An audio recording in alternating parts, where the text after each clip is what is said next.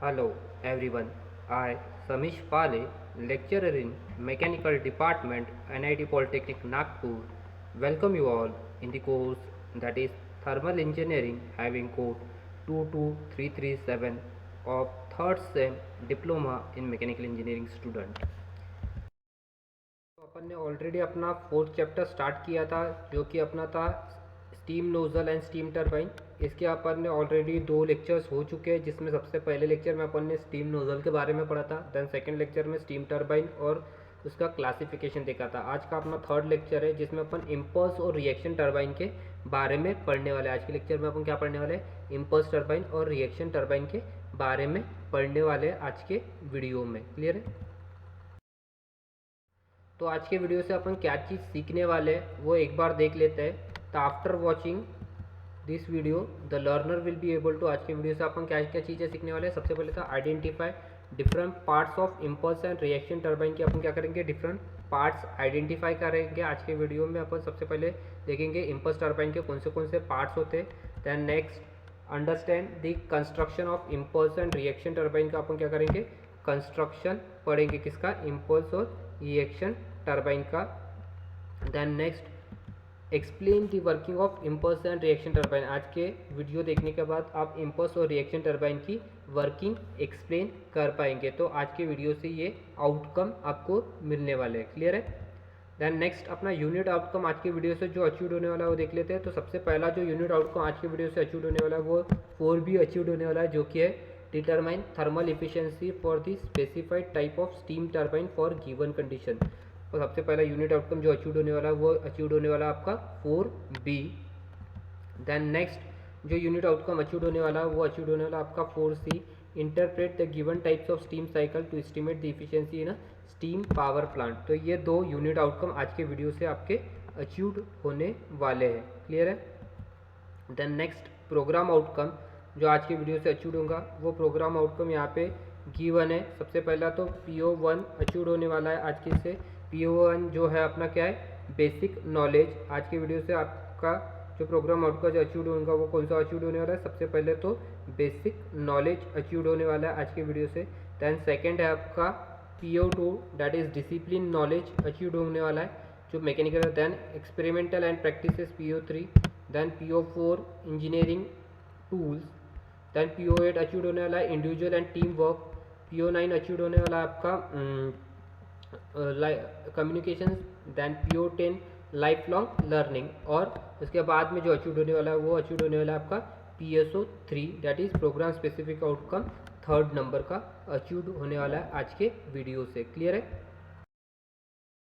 Topic start करते हैं जो कि है क्या, इम्पल्स टरबाइन। तो अपने को आज इम्पल्स टरबाइन की अपन देखेंगे, उसके पार्ट्स देखेंगे, कौन से पार्ट्स यूज होते हैं, उसके फंक्शंस और उसकी वर्किंग देखेंगे। तो इम्पल्स टरबाइन यहाँ पे आपको 2 डायग्राम दिया हुआ है।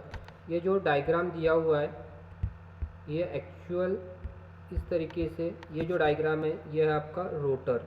ये जो अंदर वाला ये जो चीज़ है ये आपकी है रोटर, इसको बोला जाता है रोटर। और इसके ऊपर में ये जो लगी हुई है ये आपकी कर्व प्लेट्स, ये आपकी ये पूरे इसके ऊपर में आपकी कर्व प्लेट्स लगी हुई है। जो अपन ने जो क्लासिफिकेशन में देखे थे, मैंने बताया था इम्पल्स टरबाइन में उसके पेरीफेरी के ऊपर में क्या लगी हुई रहती है, ब्लेड्स लगी हुई रहती है। तो ये कर्व प्लेट्स लगी हुई है, ये रोटर है, ये एक शाफ्ट के ऊपर में फिक्स रहता है। ये रोटर जो है एक शाफ्ट के ऊपर में फिक्स रहता है। ये यहाँ पे दिख रहा है आपको, ये शाफ्ट है, ये शाफ्ट के ऊपर में ये चीज़ आपका रोटर फिक्स्ड है।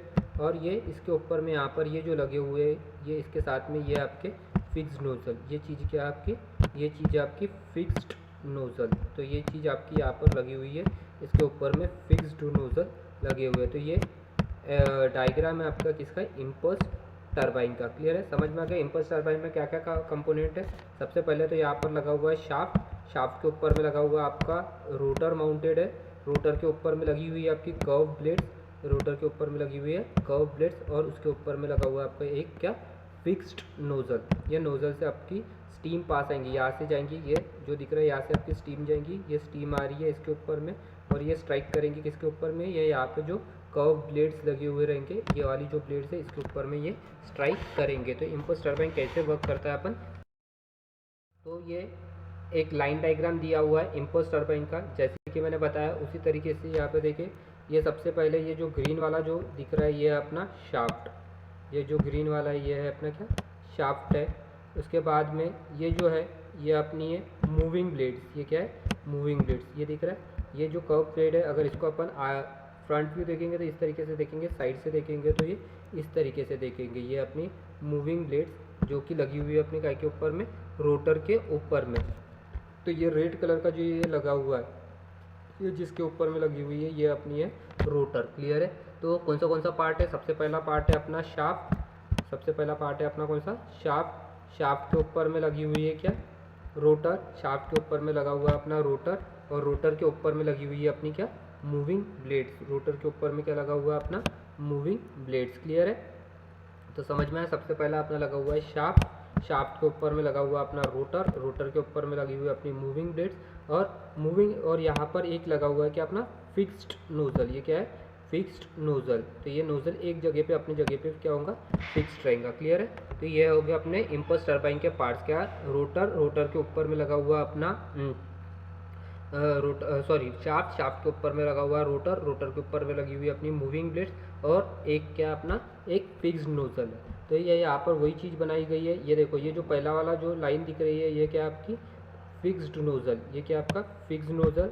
उसके बाद में ये जो कर्व दिख रही है अपनी ब्लेड्स, ये अपनी है मूविंग ब्लेड्स जो कि रोटर के ऊपर में लगी हुई है। और इसका ये नीचे में ये दिया हुआ है अपने को प्रेशर वेलोसिटी डायग्राम। ये वाला जो डायग्राम है ये कौन सा अपना प्रेशर वेलोसिटी, क्योंकि ये अपने को बता रहा है कि प्रेशर और वेलोसिटी बता रहा है, जो स्टीम उसके ऊपर से पास हो रही है उसकी स्टीम की वेलोसिटी बता रहा है। और ये जो शाफ्ट है जिसके ऊपर में रोटर लगा हुआ है, ये शाफ्ट का एक एंड कनेक्टेड रहता है अपने जनरेटर को, ये एक एंड कनेक्टेड रहता है किसको जनरेटर को, जो कि आपने इलेक्ट्रिकल का जो सब्जेक्ट है इसमें पढ़ा होगा। जनरेटर क्या करता है, जनरेटर आपकी जो भी यह है मैकेनिकल एनर्जी को कन्वर्ट करता है इलेक्ट्रिकल एनर्जी में। जो अपन ने बोले थे कि पावर जनरेशन के लिए अपनी टरबाइन यूज़ होती है, तो जनरेटर का करता है मैकेनिकल एनर्जी को कन्वर्ट करता है अपने इलेक्ट्रिकल एनर्जी में। जनरेटर का काम है मैकेनिकल एनर्जी को कन्वर्ट करना किसमें इलेक्ट्रिकल एनर्जी में कन्वर्ट करना है। तो शाफ्ट का जो एक एंड है वो कनेक्टेड रहता है अपने किसको जनरेटर को। तो ये वर्क कैसे करता है, सबसे पहले ये जो नोज़ल है यहाँ पे स्टीम आती है अपनी कहाँ से बॉयलर से, यहाँ पे स्टीम आती है अपनी बॉयलर से स्टीम आती है जिसका प्रेशर क्या रहता है ज़्यादा रहता है। अपन ने देखे कि बॉयलर में जो स्टीम जनरेट करता है, अपन ने चैप्टर नंबर 3 में देखे थे कि बॉयलर में जो स्टीम जनरेट होती है उस वाले स्टीम का प्रेशर जो रहता है वो क्या रहता है ज़्यादा रहता है। तो यहाँ पर आपकी जो ये रहेगा इस वाले पॉइंट पे आपका स्टीम जो रहेंगी उसका प्रेशर क्या रहेगा ज़्यादा रहेगा। तो बॉयलर में यहाँ पर क्या है बॉयलर से स्टीम आ रही है जिसका प्रेशर ज़्यादा है। तो फिर उसके बाद में ये बॉयलर से स्टीम पास हुई, तो स्टीम के ये नोज़ल से पास हुई, तो ये नोज़ल के आउटलेट में अपने को क्या मिलेंगे हाई वेलोसिटी ऑफ स्टीम। यहाँ पे क्या मिलेंगी हाई वेलोसिटी ऑफ स्टीम, क्योंकि अपने देखे थे नोज़ल क्या है it is a passage of varying cross section area in which heat energy is converted into kinetic energy, जिसमें हीट एनर्जी स्टीम की हीट एनर्जी को अपन कन्वर्ट करते हैं काइनेटिक एनर्जी में। तो नोज़ल के आउटलेट में अपने को क्या मिलेगा एक ऐसी चीज़ जो जेट ऑफ स्टीम मिलेंगी। तो यहाँ पे अपने को नोज़ल के आउटलेट में क्या मिलेंगी जेट ऑफ स्टीम। तो ये जो नोज़ल है इसके आउटलेट में यहाँ से मिल रही है आपको जेट ऑफ स्टीम मिल रही है, यहाँ से क्या मिल रही है जेट ऑफ स्टीम, जो कि क्या हो गया कि देखो ये जो पॉइंट है यहाँ पर नोज़ल के इनलेट में था, इन नोज़ल के इनलेट में क्या था प्रेशर कम था और वो स्टीम का वेलोसिटी ज़्यादा थी। जैसे ये नोज़ल से पास हुई, जैसे नोज़ल से पास हुई तो उसकी क्या हो गई ये प्रेशर कम हुआ, जैसे वो नोज़ल से पास हुई तो ये क्या हो गया उसका प्रेशर कम हुआ और उसका वेलोसिटी क्या हो गई वो स्टीम की वेलोसिटी इंक्रीज़ होना चालू हो गई। मतलब समझ में आएगा नोज़ल में क्या हो रहा है, नोज़ल में जो भी स्टीम अपन पास कर रहे हैं उसकी वेलोसिटी बढ़ती है, उसकी वेलोसिटी बढ़ती है और उसका प्रेशर क्या होता है कम होता है। जब ये स्टीम स्ट्राइक करेंगी ये वाले ब्लेड को, ये वाली जो अपन पहली वाली अगर ब्लेड कंसीडर किए, जब स्टीम क्या हो रही है ये ब्लेड को स्ट्राइक कर रही है, तो कोई भी चीज़ यहाँ पर है, अगर कोई चीज़ खड़ी है उसको मैंने अगर धक्का दिया, अगर यहाँ पे कोई चीज़ है इसको मैंने धक्का दिया तो ये क्या होंगी अपने जगह से हिलेंगी। मतलब ये यहाँ पे थी तो पहले दूसरे क्या हो जाए यहाँ पे आ जाएंगे। मतलब ये ब्लेड को अगर मैंने इसके ऊपर में स्टीम को स्ट्राइक किया, इस वाले जगह पे स्टीम को स्ट्राइक किया तो ये क्या हो जाएंगी ये ब्लेड अपने जगह से मूव करना स्टार्ट होंगी। मतलब ये ब्लेड यहाँ से कहाँ पर आ जाएंगी यहाँ पर आ जाएंगी, ये ब्लेड यहाँ से कहाँ पर आ जाएंगी यहाँ पे आ जाएंगे। उसी तरीके से ये जो ब्लेड है ये यहाँ से यहाँ पे आ जाएंगी, ये ब्लेड अगर यहाँ से इधर गई तो जाहिर सी बात है ये ब्लेड यहाँ से क्या होगी, यहाँ पर आ गई। फिर मैंने इस वाले ब्लेड के ऊपर में स्ट्राइक किया तो ये वाली ब्लेड क्या हो जाएंगी, यहाँ पर आ जाएंगी। फिर मैंने इस वाले ब्लेड के ऊपर में स्ट्राइक किया तो ये ब्लेड क्या हो जाएंगी, यहाँ पे आ जाएंगी। मतलब जो ब्लेड्स है वो क्या हो रही है, अपनी जगह चेंज कर रही है। जो भी ब्लेड्स रोटर के ऊपर में जो लगाए है अपन ने, वो पूरी की पूरी ब्लेड्स क्या कर रही है, अपनी जगह को चेंज कर रही है। जितनी भी ब्लेड्स अपन हर जगह पे लगा रहे हैं, जहाँ पे अपन ब्लेड्स लगा रहे हैं, वो ब्लेड्स के ऊपर में जब अपन स्टीम को स्ट्राइक कर रहे हैं तो ब्लेड्स क्या कर रही है, अपनी जगह चेंज कर रही है। जैसे ही ये ब्लेड्स अपनी जगह से हिलेंगी तो ये ब्लेड्स किसके ऊपर में लगी हुई है, अपने रोटर के ऊपर में। जैसे ये ब्लेड्स अपनी जगह से मूवमेंट करना स्टार्ट होगी, जैसी ब्लेड अपनी जगह से मूवमेंट करना स्टार्ट होगी, वैसे ही ये जो अपनी है, वैसा ये अपना रोटर जो है वो क्या होगा, अपने जगह से मूवमेंट करना ब्लेड अपनी जगह से मूव करेंगे तो रोटर भी क्या होगा, उसके साथ में रोटेट होगा। और रोटर रोटेट होगा तो वो किसके ऊपर में लगा हुआ है, अपने शाफ्ट के ऊपर में। अगर रोटर रोटेट होगा तो वो किसके ऊपर में लगा हुआ है, अपने शाफ्ट के ऊपर में। समझ में आ गया। स्टीम नोजल से निकली, स्टीम अपन ने स्ट्राइक किए किसके ऊपर में, ब्लेड्स के ऊपर में। तो ब्लेड्स ने क्या किया, अपनी जगह चेंज की। ब्लेड्स ने अपनी जगह चेंज की तो ब्लेड्स क्या के ऊपर में लगी हुई है, रोटर के ऊपर में। तो रोटर भी अपनी जगह से क्या कर रहा, मूवमेंट करना स्टार्ट किया। रोटर भी अपनी जगह से क्या कर रहा, मूवमेंट करना स्टार्ट कर रहा है। क्लियर है। जब रोटर मूवमेंट करना स्टार्ट करेगा तो रोटर का के ऊपर में लगा हुआ है, अपने शाफ्ट के ऊपर में। रोटर का के ऊपर में लगा हुआ है, अपने शाफ्ट के ऊपर में। तो रोटर लगा हुआ है अपने शाफ्ट के ऊपर में। जैसा रोटर रोटेट होगा तो अपना शाफ्ट भी क्या होगा, रोटेट होगा। जैसा रोटर रोटेट होगा तो अपना शाफ्ट भी क्या होगा, रोटेट होगा। और शाफ्ट रोटेट होगा तो शाफ्ट का एक एंड किसको कनेक्टेड है, अपने शाफ्ट का एक एंड कनेक्टेड है अपने जनरेटर को। जैसा रोटर रोटेट होगा वैसे ही अपना शाफ्ट भी रोटेट होगा। और शाफ्ट का एक एंड का में कनेक्टेड है, शाफ्ट का एक एंड कनेक्टेड है अपने रोटर, शाफ्ट का एक एंड कनेक्टेड है अपने जनरेटर को। तो जनरेटर क्या करेंगे, इलेक्ट्रिसिटी प्रोड्यूस करेंगे। तो इसमें देखो कैसा हो रहा है, सबसे पहले अपन क्या कर रहे हैं, जो भी प्रेशर एनर्जी थी, जो भी ज़्यादा का प्रेशर, जो भी हीट था, जो स्टीम में हीट थी, वो हीट को अपन कन्वर्ट कर दिए काय में, काइनेटिक एनर्जी में। नोजल में अपन क्या कर दिए, हीट जो स्टीम आ रही है वो स्टीम की हीट को अपन ने कन्वर्ट कर दिए काय में, काइनेटिक एनर्जी में। स्टीम की हीट को कन्वर्ट कर दिए काय में, काइनेटिक एनर्जी में। वो high pressure high velocity steam जो काइनेटिक एनर्जी है वो कन्वर्ट हो के काय में, मैकेनिकल एनर्जी में। जब ये शाफ्ट रोटेट हुआ तो अपनी काइनेटिक एनर्जी कन्वर्ट होगी काय में, मैकेनिकल एनर्जी में। और जब वो शाफ्ट रोटेट होने के कारण से जनरेटर में इलेक्ट्रिसिटी प्रोड्यूस हुई तो क्या हुआ, मैकेनिकल एनर्जी कन्वर्ट होगी अपनी काय में, इलेक्ट्रिकल एनर्जी में। मैकेनिकल एनर्जी काय में कन्वर्ट होगी अपने इलेक्ट्रिकल एनर्जी में। क्लियर है, समझ में आ गया। तो यहाँ पर अपनी ये क्या था, नोजल कौन सा था अपना, फिक्स्ड। नोजल कौन सा था, फिक्स्ड। और ये जो ब्लेड्स थी ये कौन सी थी, अपनी मूविंग ब्लेड्स। इसमें क्लियर है, ये याद रखने का। तो इम्पल्स टर्बाइन में क्या रहता है, अपना फिक्स्ड नोजल क्या रहता है, फिक्स्ड रहता है। तो ये नोजल जो था अपना फिक्स नोजल था, और ब्लेड्स कौन सी थी, मूविंग ब्लेड। तो जब नोजल से अपनी स्टीम पास हुई तो उसका प्रेशर क्या हो गया, कम हुआ, और वेलोसिटी क्या होगी, बढ़ गई। ये यहाँ तक के नोजल की कंडीशन आ गई। प्रेशर क्या हो गया, कम हो गया, और वेलोसिटी क्या बढ़ गई। जब अपनी स्टीम मूविंग ब्लेड से पास हुई, जब अपनी स्टीम कहाँ से पास हुई, मूविंग ब्लेड से। जब अपनी स्टीम मूविंग ब्लेड से पास हुई तो ये देखो, मूविंग ब्लेड से पास हुई तो ये जो ये स्ट्रेट लाइन दिख रही है, मूविंग ब्लेड से स्टीम पास हो गई तो यहाँ पे क्या आ गई, अपनी स्ट्रेट लाइन। मूविंग ब्लेड से जब स्टीम पास होगी थी तो उसका प्रेशर क्या हो गया, कांस्टेंट। मूविंग ब्लेड्स में क्या रहेगा, हरदम स्टीम का प्रेशर रहता है कांस्टेंट, और उसकी वेलोसिटी क्या होती है, कम होती है। उसकी वेलोसिटी क्या होती है, कम होती है। समझ में आया। तो ये याद रखने का। फिक्स्ड नोजल में क्या होता है, नोजल में हरदम जो भी स्टीम रहेंगी उसका प्रेशर कम होगा, वेलोसिटी बढ़ेंगी। और जो मूविंग ब्लेड रहेगा उसमें क्या होगा, उसका वेलोसिटी कम होगी, और जो प्रेशर रहेगा वो क्या हो जाएगा, कांस्टेंट हो जाएगा। उसका प्रेशर क्या हो जाएगा, कांस्टेंट होगा, और उसकी वेलोसिटी क्या हो जाएंगी, बढ़ जाएंगी। क्लियर है। तो इस तरीके से अपनी काम करती है कौन सी टर्बाइन, इम्पल्स टर्बाइन की। यहाँ पे फिर से वही दिया हुआ है। ये 1 नंबर का क्या था, अपना नोजल। 2 नंबर पे अपना है मूविंग ब्लेड्स। 3 नंबर ये स्टीम बाहर निकल रही है। 4 और ये स्टीम कहाँ पे स्ट्राइक कर रही है, वो उसका क्रॉस सेक्शन एरिया दिखा रहा है। तो सबसे पहला वही बताया, the steam first enters the impulse turbine through a fixed nozzle. वही बताया मैंने।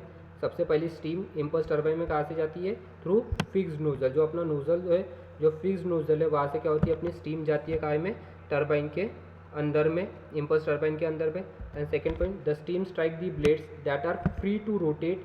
ये स्टीम क्या हो रही है, स्ट्राइक कर रही है किसको, ब्लेड्स को। ये जो ब्लेड्स है, मूविंग ब्लेड्स, इसको स्ट्राइक कर रही है, जो है फ्री है। मूविंग है मतलब वो क्या है, free to rotate with a strong enough force to move the blade. With a strong enough force, बहुत इतना फोर्स रहता है वो स्टीम का, कि वो ब्लेड्स को क्या कर सके, अपनी जगह से मूव करा सके। समझ में आया कि सबसे पहले स्टीम गई कहाँ पर, नोज़ल में, फिक्स नोज़ल में, फिर वो स्टीम स्ट्राइक कर रही है किसको, ब्लेड्स को, जो कि फ्री है रोटेट करने के लिए, और वो स्टीम इतना ज़्यादा फोर्स डेवलप करती है कि वो ब्लेड्स को क्या कर सके, मूव कर सके। क्लियर है। देन नेक्स्ट है the steam exit the blades towards the condensing system of the steam turbine generator system. ये यहाँ पे क्या हो रहा है, जो स्टीम है ये इसको स्ट्राइक करने के बाद में ये बाहर निकल जा रही है एग्जिस्टिंग सिस्टम के लिए, जहाँ से वो स्टीम बाहर निकल जाएंगी, वहाँ पे ये थर्ड पॉइंट रिप्रेजेंट कर रहा है कि स्टीम क्या होगी, बाहर निकल गई। तो steam exit the blades towards the condensing system of the steam turbine. Condensing system of the steam turbine को क्या कर रही है, एग्जिट हो रही है, कौन सी, अपनी ब्लेड्स। क्लियर है। और फोर्थ पॉइंट क्या बोल रहा है, the direction of the blades due to the force of steam. ये बता रहा है फोर्थ पॉइंट की डायरेक्शन ऑफ ब्लेड। यहाँ पे स्टीम जब स्ट्राइक होंगी तो ये वाली ब्लेड यहाँ पे जब है तो ये यहाँ पर चल जाएंगी, ये यहाँ की ब्लेड यहाँ पे चल जाएंगी, यहाँ की ब्लेड यहाँ पे चल जाएंगी। क्लियर है। तो ये पूरे सर्कुलर पोर्शन की ऐसी मूवमेंट करती रहेंगी। तो direction of the blades due to force, ये अपने को बता रहा है कौन सा, पॉइंट नंबर 4। इस तरीके से अपना वर्क करता है क्या, इम्पल्स टर्बाइन। क्लियर है, समझ में आया सबको। नेक्स्ट टाइप की जो अपने को टर्बाइन पढ़नी है वो है अपनी रिएक्शन टर्बाइन। इसमें पहले जो अपन ने टर्बाइन पढ़े वो कौन सी थी, अपनी इम्पल्स टर्बाइन। नेक्स्ट जो टर्बाइन है वो अपनी है रिएक्शन टर्बाइन।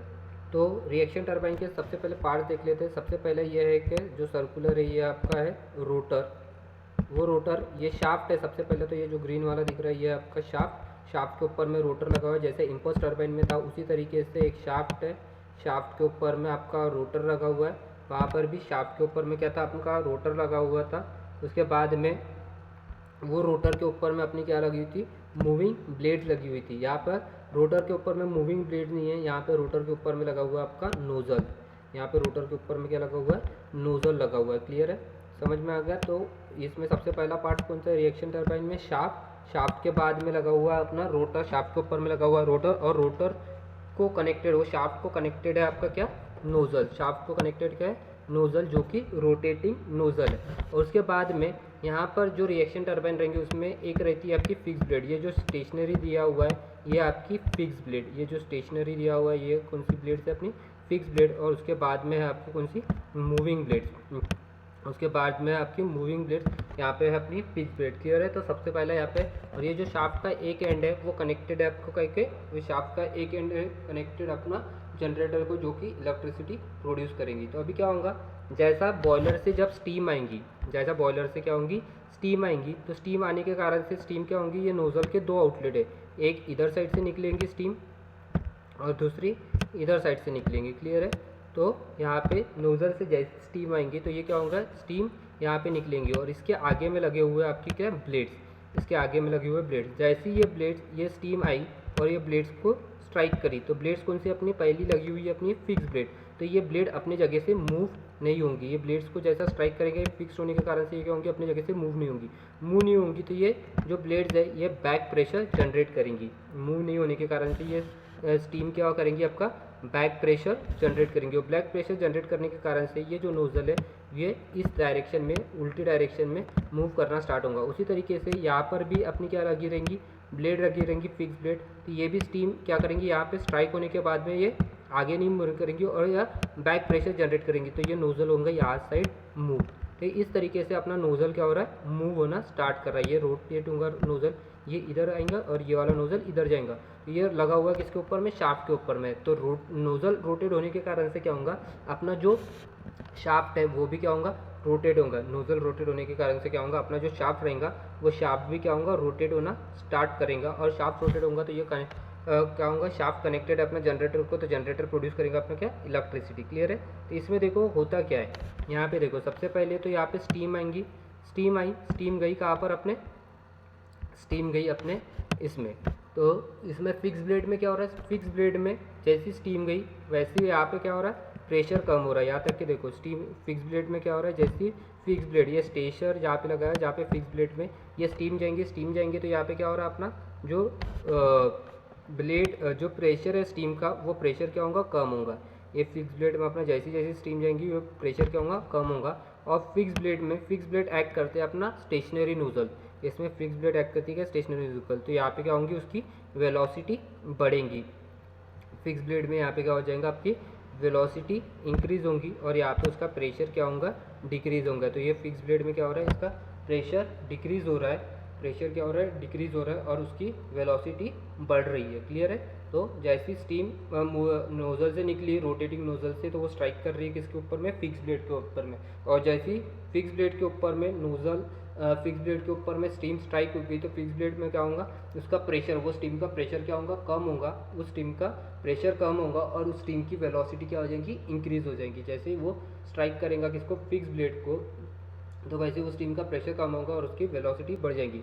फिर वो स्टीम जा रही है अपने कहाँ पर, मूविंग ब्लेड्स के ऊपर में, वो स्टीम जा रही है अपने कहाँ पे, मूविंग ब्लेड्स के ऊपर में। मूविंग ब्लेड्स के ऊपर में क्या होगा, फिर से वो स्टीम का प्रेशर कम होगा, फिर से जैसे मूविंग ब्लेड्स में गई तो वो स्टीम का क्या हो जाएगा प्रेशर कम हो रहा है, वैसे जैसी मूविंग ब्लेड्स में गई वो स्टीम का प्रेशर कम हो रहा है और प्रेशर के साथ में क्या हो रहा है उसका वेलोसिटी भी कम हो रही है, उस स्टीम की वेलोसिटी भी क्या होंगी कम होंगी। तो इस तरीके से अपनी काम करती है कौन सी टर्बाइन, रिएक्शन टर्बाइन। तो समझ में आ गया रिएक्शन टर्बाइन में पार्ट कौन से रहते हैं। सबसे पहला रहता है शाफ्ट, शाफ्ट के ऊपर में रहता है आपका रोटर, रोटर के ऊपर में लगा हुआ है रोटेटिंग नोजल, फिर उसके बाद में उसके सीरीज में क्या लगा हुआ है, एक फिक्स ब्लेड लगी हुई है, फिक्स ब्लेड के बाद में लगी हुई है मूविंग ब्लेड्स में। तो जैसे स्टीम आएगी वो नोजल में जाएंगी, नोजल में आने के बाद में वो नोजल क्या होगा रोटेट होगा और रोटेटिंग नोजल से अपनी स्टीम जो निकलेंगी वो स्ट्राइक कर रही है सबसे पहले किसको, फिक्स ब्लेड को। जैसे फिक्स ब्लेड को स्ट्राइक करेंगी तो क्या होगा, वो फिक्स ब्लेड में उस स्टीम का प्रेशर कम होगा और वेलोसिटी क्या हो जाएंगी उसकी बढ़ेंगी।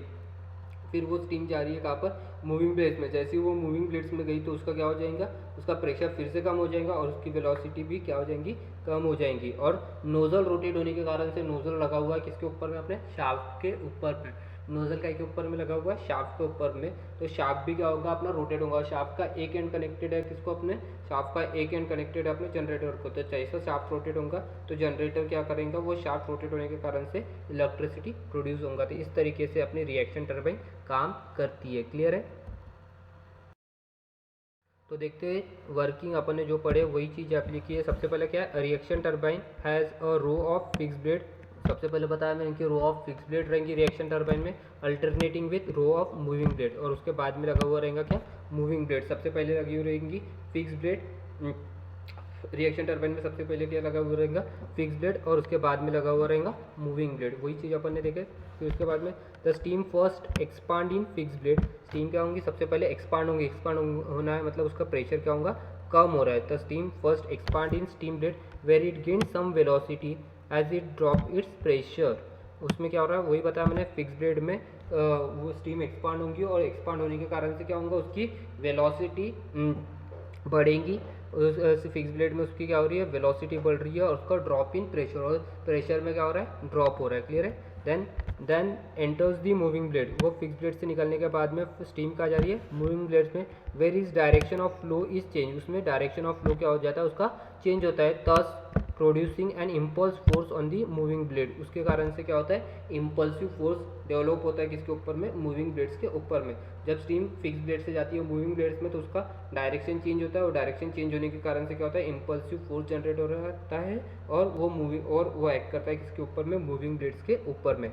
इन addition however the steam passing through the moving blades, जब स्टीम मूविंग ब्लेड्स के ऊपर से पास हो रहा है अगेन स्टीम एक्सपांड, इसके स्टीम क्या होती है एक्सपांड होती है, जब मूविंग ब्लेड्स के ऊपर से फिर से स्टीम पास हो रही है तब स्टीम क्या हो रही है अपनी एक्सपांड हो रही है। In addition however the steam passing through the moving blade, जब मूविंग ब्लेड्स के ऊपर में से अपनी स्टीम पास होती है तब क्या होता है फिर से अपनी स्टीम क्या होती है एक्सपांड होती है and further drop in pressure giving a reaction force to the blade, और फिर से क्या होता है उसका प्रेशर ड्रॉप होता है और उसके कारण से क्या होता है रिएक्शन फोर्स डेवलप होता है काय के ऊपर में, ब्लेड्स के ऊपर में। समझ में आया। फिक्स ब्लेड जब मूविंग ब्लेड से स्टीम पास हो रही है तो तब क्या हो रहा है उसका प्रेशर फिर से ड्रॉप होता है और उसका प्रेशर ड्रॉप होने के कारण से रिएक्शन फोर्स डेवलप होता है, उसका प्रेशर ड्रॉप होने के कारण से क्या होता है रिएक्शन फोर्स ड्रॉप होता है जो कि एक्ट होता है किसके ऊपर में, ब्लेड्स के ऊपर में। क्लियर है।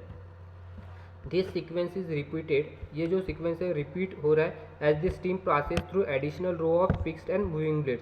ये अपन ने एक ही ब्लेड का देखे, अभी अपन ने क्या देखे थे एक ही सेट ऑफ फिक्स ब्लेड लगा था और एक ही सेट ऑफ मूविंग ब्लेड्स लगाता है। इसके बाद में फिर से मूविंग ब्लेड्स के बाद में क्या लगा रहेगा, अपना फिक्स ब्लेड लगा रहेगा, फिर से मूविंग ब्लेड्स लगा रहेगा। तो ये सीक्वेंस जो है ये चलता ही रहेगा जब तक कि अपना बॉयलर प्रेशर से कंडेंसर प्रेशर तक के अपन आ नहीं जाते, तब तक के ये सीक्वेंस क्या रहेगा, चलते रहेगा। क्लियर है। तो this sequence is repeated as the steam passes to additional row of fix and moving blade. जब तक कि अपन फिक्स और मूविंग ब्लेड चलते रहेंगे तब तक कि ये जो प्रोसेस है ये क्या होगा, चलते ही रहेगा। तो इस तरीके से वर्क करता है कौन सा अपना टरबाइन, रिएक्शन टरबाइन। क्लियर है। देन नेक्स्ट जो टॉपिक है वो है अपना comparison between impulse and reaction turbine के बीच में का कंपैरिजन। तो इम्पल्स टरबाइन और रिएक्शन टरबाइन के बीच में का कंपैरिजन। तो सबसे पहला पॉइंट क्या दिया है, the steam expand in nozzle and its pressure remain constant during its flow through the blade passage। Impulse turbine में क्या होता है कि पूरी की पूरी जो स्टीम होती है वो एक्सपांड होती है काहे में, नोजल में।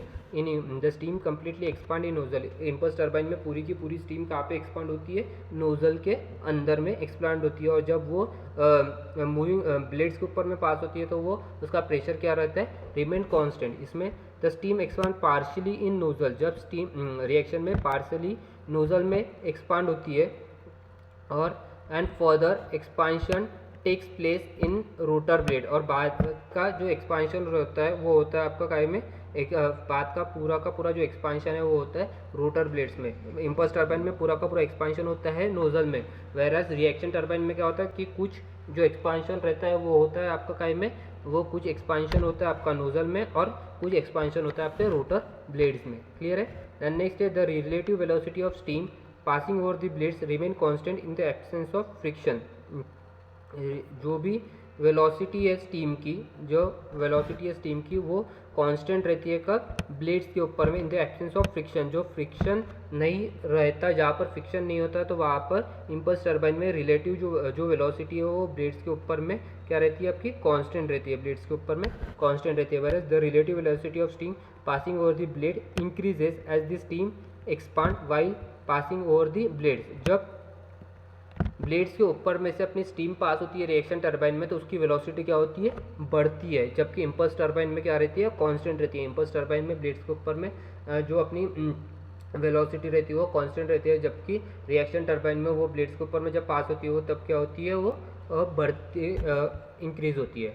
तो उसके बाद में ब्लेड्स आर सिमेट्रिकल। इसमें जो इम्पल्स टरबाइन में जो ब्लेड्स रहती है वो कैसी रहती है, सिमेट्रिकल रहते हैं, जबकि रिएक्शन टरबाइन में जो ब्लेड्स रहती है वो असिमेट्रिकल रहती है। यहाँ पे एरोफॉइल क्रॉस सेक्शन की ब्लेड रहती है, एरोफॉइल, AERO, एरोफॉइल। इसमें जो रिएक्शन टरबाइन में जो ब्लेड्स यूज़ करते हैं वो यूज़ करते हैं अपने एरोफॉइल शेप की ब्लेड्स यूज़ करते हैं, जबकि अपन इम्पल्स टरबाइन में जो ब्लेड यूज़ करते हैं वो कप शेप ब्लेड यूज़ करते हैं। वो कौन सी यूज़ करते हैं, कप शेप्ड ब्लेड यूज़ होती है काय में, रिएक्शन टरबाइन इम्पल्स टरबाइन में जो ब्लेड यूज़ होती है वो यूज़ होती है कप शेप्ड ब्लेड यूज़ होती है, जबकि रिएक्शन टरबाइन में जो ब्लेड्स यूज़ होती है वो यूज़ होती है एरोफॉइल शेप की। और इम्पल्स टरबाइन में जो ब्लेड्स रहती है वो रहती है सिमेट्रिकल, वेयरएज रिएक्शन टरबाइन में जो ब्लेड्स रहती है वो रहती है असिमेट्रिकल।